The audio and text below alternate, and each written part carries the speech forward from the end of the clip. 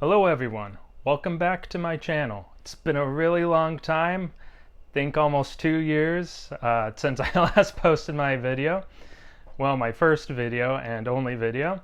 As you might have noticed, the background is a little bit different. Looks like I'm no longer a cabin in the woods. And also another thing you might realize is I'm wearing the exact same shirt. Do I only have the one shirt? I guess you'll have to keep watching future videos to find out. Anyway. Today, I'll be going into the world of ceramics, as you can see by the items behind me. I'll be discussing both the artistic and scientific aspects of this endeavor. Now, some of you might be wondering, what is the difference between artistic ceramics and scientific or modern or advanced ceramic? And what is even considered a modern or advanced ceramic that is used in scientific endeavors? Well, that is what I'm going to be discussing as I go through this video. I'll be going over the highlights of this topic to answer that question. And then in future videos, I'll be picking certain aspects of the ceramics topics to go into a further deep dive. So stay tuned for those. First, let me introduce myself for those of you who haven't seen my previous video. I am Brandon Day, and the plans for this channel, Daybreak, is to discuss where art and science overlap in various subject matters and how they work together to help improve their overall qualities. Now, as my channel name suggests, let's take a break in our day as we venture into the world of ceramics.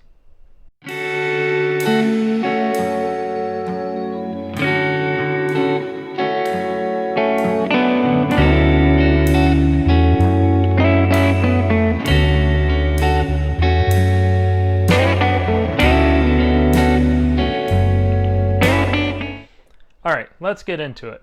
First off, what is ceramic materials? Well, a few definitions that have been used, such as Webster's, is of having to do with pottery. Later on, another definition occurred from W. David Kingery, which is the art and science of making and using solid articles which have as their essential component and are composed to large part of inorganic, non-metallic materials. Now that's quite a mouthful, so what does that even mean? Now, David Kingery's definition isn't quite as straightforward as Webster's definition, but one of the things I want to explain real quick is it mentioned inorganic, non-metallic materials. So ceramics consist of elements such as iron, silicon, aluminum, oxygen, and magnesium, just to name a few. However, there can be other trace elements in ceramics, such as pottery. Since clays come from the earth, they can consist of other constituents such as sodium or lithium, nitrogen, or any other kind of elements that can be found within the earth. Now, throughout most of history, when you mention ceramics, most people will be thinking of things such as what a potter makes, such as bowls, cups, vases, or even statues such as the terracotta warriors. Now, these examples are some of the earliest records of ceramics, which date back to approximately 24,000 BC, where archaeologists found earthenware figures around a fire pit that they assumed might have been an early day kiln. Eventually, as techniques got more advanced for creating higher firing temperatures, different types of clays were able to be used to create more durable figures. Statues, pottery, etc. However, there are many different types of ceramics that exist outside of your everyday kitchenware or artistic statues that have existed in nature and are also came about in the late 1800s when technology advanced enough to produce synthetic gems. Now, the different materials that can fall underneath the category of ceramics are the following. There are polycrystalline materials, which starts from a powder and can be mixed with water, then is formed into a desired shape. After it's dried, it is fired, also known as sintered, to bond the particles together to create a structure that is made of many small crystals or grains. One ceramic that is created using this process is used for creating nuclear fuel. The uranium that is in the fuel rods is in the form of uranium oxide, which is a ceramic material. Also, this can be used to create superconductor ceramics, such as an yttrium barium copper oxide superconductor.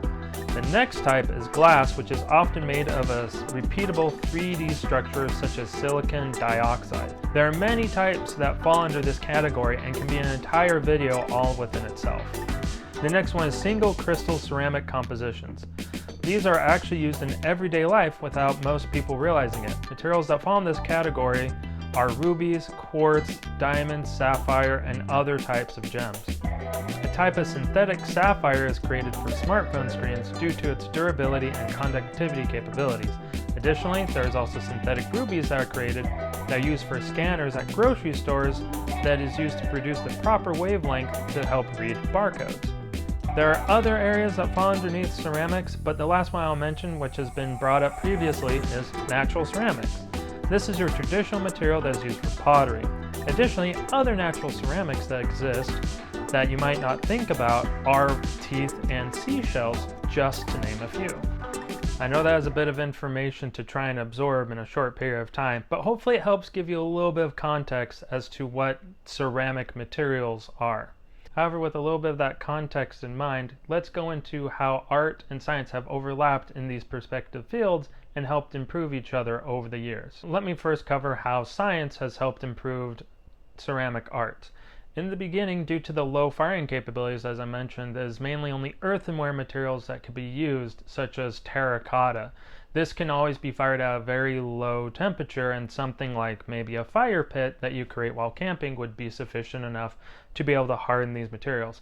However, if you wanted to get something like a stoneware material or a porcelain, you needed greater temperatures to be able to harden these to the sufficient level of crystalline structure.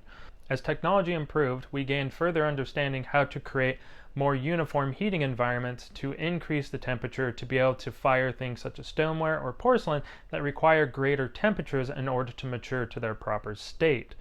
This wasn't possible back in 24,000 BC since we didn't have an understanding of how materials work together to be able to maintain a more uniform environment for this to occur. But as science progressed and technology progressed, and our overall understanding of the world, we're able to create these environments. Additionally, some of the other things that helped improve our understanding of ceramic materials as a whole that could then be applied to ceramic arts was our characterization tools, such as scanning electron microscopes and X-ray diffraction, help us understand what crystalline structure is formed depending on the temperature that the material is heated to. This would allow you to create the ideal temperature so you don't overheat or underheat your material that could cause structural imperfections in your clay body. Furthermore, with our advancements in chemistry, this has allowed us to understand how different compounds would interact with each other when used for glazes for pottery. So if you want a certain color or a particular level of viscosity, then you'll know the proper ratios to add and which compounds would work best to get those desired outcomes. This topic on how to use science to help improve ceramic arts has actually been starting to gain some traction, where even some universities have been implementing courses that discuss how science to help improve your understanding of your ceramic arts. I believe these courses are called Modern Ceramics. If I'm wrong on that, please leave a comment below on what the correct name of these classes are. I find that really motivating that universities are now starting to discuss this topic on how science can help improve artistic endeavors. I believe this might also be done with music and maybe painting. If this is true, please leave a comment of what the name of these classes are and how they are implementing this. It'd be really interesting to know. Now, let's look at the other side of this on how art has helped improve science over the years. This topic will be a little bit more challenging for me due to my experience being more in the scientific field than the art field. Additionally, it was challenging for me to find information on this subject matter, as there seems to be a little bit less of a focus in how art has helped improve science compared to how science has helped improve art. However, I do feel like a good place to start is to refer back to the origin of ceramics. Like I mentioned earlier, archaeologists had found early figures around what they believed were campfires that could either have been used for cooking food or creating these figures that might have had religious significance, or might have been early examples of creating a portrait of a loved one that you just wanted to carry around with you. As time progressed, ceramics were then used for tablets, infrastructure, containers, and other various articles. Eventually, the next advancements were creating a device to make earthenware more viable to the mass by creating the potter's wheel around 3300 BC. This allowed to produce more products in a shorter time frame, resulting in bringing down the price of the wares and making it more affordable for the masses. Additionally, colored glazes came about to add decoration and embellishment to particular items. This could have been either to make them more appealing for buyers or for religious or ceremonial purposes, depending on the application. Eventually, as ceramics continued to be used, they wanted to create new and exciting items for patrons or ceremonial purposes. An interesting discovery that scholars believe might have came about from them trying to create different colored glazes using stones such as malachite was actually what they believed might have been the creation of metalsmithing. They believed this came about from them trying to create a hotter temperature in kilns to attain more ideal ceramics and colors for the craft. As a result, it's theorized that around 4000 BC, when a ceramicist was firing a kiln that might have been coated with malachite, a copper-based ore under the right conditions might have seen pure copper droplets form on the surface of the kiln. Noticing this could have began an investigation in how to create pure copper metal from this ore. This discovery on how to get pure copper from this ore is what eventually started the Bronze Age. So it can be seen that art laid a huge foundation for helping to create a whole new process that resulted in creating blacksmiths, redsmiths, or any other type of metal forging later on in history. So without art to lay that foundation, there wouldn't even be the science of metallurgy in the first place. So this can be seen on how art has helped science over the years. Some of you at this point might be thinking, okay, that's really cool that art has really helped lay a foundation for a lot of modern society. But how will art continue to help improve scientific ceramics for the future? That's a difficult question for me to answer with my current level of knowledge in both ceramic arts and science. While I might not be able to directly answer that question, where did a lot of previous ideas come from that I have mentioned? It was from someone wanting to do something new, something different, out of the box thinking that was not standard for that day's society at that time. And so that's how, like I mentioned, metal smelting might have came about. Somebody wanted to create a new color, so they found a way to increase the temperature and noticed those copper droplets. It's like, wow, that's weird. What is this? And investigated. Additionally, a jeweler could have been creating a ruby necklace and laid it down in some sunlight and noticed how the light refracted through the rubies. This initial interest could have eventually led to light spectroscopy to understand elemental analysis or even the creation of lasers. These are just a couple of examples of maybe hundreds or thousands or millions of more on how art helped improve science, and vice versa on how science has helped improve art.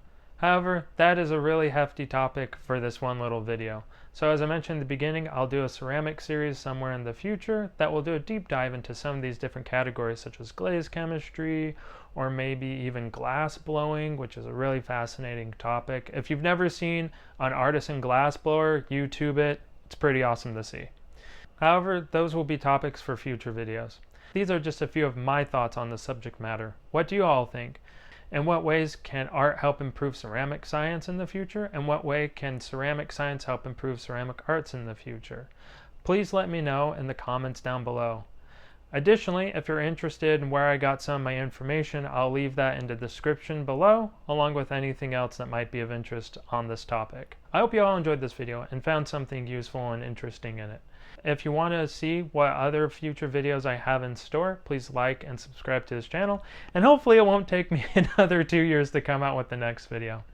Until then, let's pick up steam. Science, technology, engineering, art, and mathematics. Have a wonderful rest of your break.